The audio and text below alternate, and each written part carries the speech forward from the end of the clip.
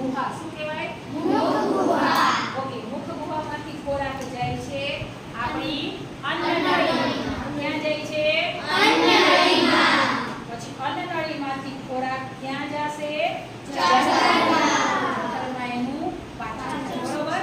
પેલા મુખ ગુહા, અન્નનળી, જઠરમાં જઈને પછી એ જાય છે નાના આંતરડામાં. ક્યાં જાય છે? નાના આંતરડામાંથી મોટા આંતરડામાં. અને મોટા આંતરડામાંથી છેલ્લે આવશે મળાશય. અને મળાશય પછી ઈ મળદ્વારના વાટે ખોરાક સારું. તો કઈ પેપર બોલ જઈએ? સૌથી પહેલા આવશે મુખ ગુહા.